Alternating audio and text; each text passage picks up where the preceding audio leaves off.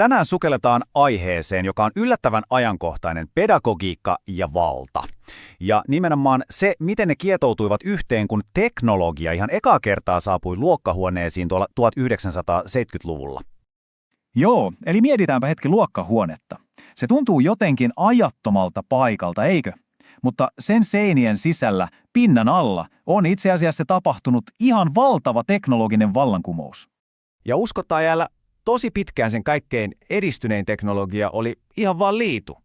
Mutta tämä staattinen, melkein muuttumaton ympäristö oli just kohta kokemassa jotain, mikä tulisi muuttamaan ihan kaikkeen. Mitäs sitten oikein tapahtui, kun se eka kunnon teknologia-aalto iski luokkahuoneisiin? No, otetaan siitä selvää. Okei, eli lähdetään liikkeelle. Millainen se tyypillinen luokkahuone siis oli just ennen kuin teknologia astui peliin? Tämä vertailu on aika pysäyttävää vai mitä? Siis se kontrasti 70-luvun liitutaulujen ja nykypäivän älylaitteiden välillä. Se todella näyttää, miksi just tuo vuosikymmen oli niin ratkaiseva. Se oli tavallaan lähtölaukaus ihan kaikelle, mitä me nähdään nyt. No minkälaisia ne ekat laitteet sitten oikein olivat? Kurkataanpa tähän tarkemmin siihen uuteen työkalupakkiin. Aivan, piirtoheitin. Tämä laite on varmasti tosi monelle meistä tuttu symboli omilta kouluajoilta. Ja se oli tosiaan yksi niistä ihan ensimmäisistä teknologian airuista 70-luvun luokkahuoneissa. Ja tässä kiteytyy niin täydellisesti se kuilu lopauksen ja todellisuuden välillä. Eli joo, paperilla se oli ihan mullistava juttu, dynaamisia visualisointeja, mahtavaa, mutta käytännössä se oli sellainen kuumana puhiseva masina, jonka teho oli ihan täysin kiinni siitä, oliko opettajan käsiala kalvolla edes jotenkin luettava.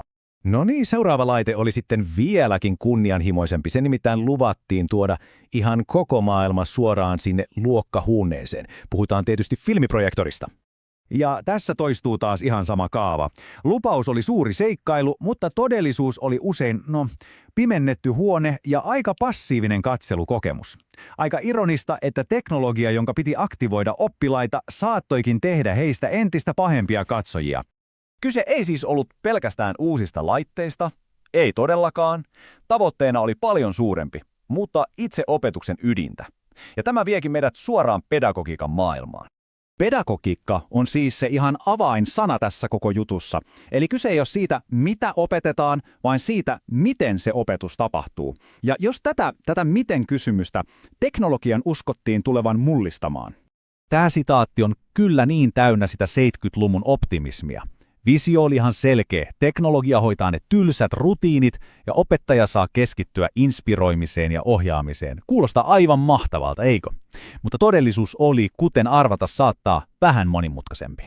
Koska tästä herää se kaikkein tärkein kysymys, kuka siellä oikeasti piti lankoja käsissään? Kuka päätti, miten tätä uutta teknologiaa oikein käytettiin? Ja tämä vie meidät suoraan tämän selonteon ytimeen, valtaan. Eli kuka ne päätökset teki? Kuka määräsi, miten näitä uusia hienoja työkaluja lopulta käytettiin? Tämä kaavio paljastaa sen karun todellisuuden aika hyvin. Opettaja ja oppilas, siis ne, joiden piti olla tämän koko vallankumouksen keskiössä, olivatkin todellisuudessa usein vain sen pitkän komentoketjun ihan viimeinen lenkki. Innovaatio ei siis tullut alhaalta ylöspäin, vaan se työnnettiin ylhäältä alas. Ja se, jos mikä, rajoitti sen todellista potentiaalia ihan valtavasti. No miksi tällä 50 vuotta vanhalla tarinalla on sitten mitään väliä? No siksi, koska ihan täsmälleen samoja kysymyksiä pohditaan just nyt, tänä päivänä, meidän luokkahuoneissa. Katsokaa tätä aikajanaa. Se näyttää aika selvästi, että vaikka teknologia on mennyt ihan hurjaa vauhtia eteenpäin, se perustavanlaatuinen kysymys vallasta pysyy samana. 70-luvulla kysyttiin, kuka hallitsee piirtoheittimen kalvoja ja opetusta. Sitten 2000-luvulla, kuka hallitsee softaa. Ja nyt, kuka hallitsee algoritmia. Kysymys on pohjimmiltaan sama. Eli 50 vuotta ja lukemattomia teknologisia harppauksia myöhemmin, olemmeko me yhtään lähempänä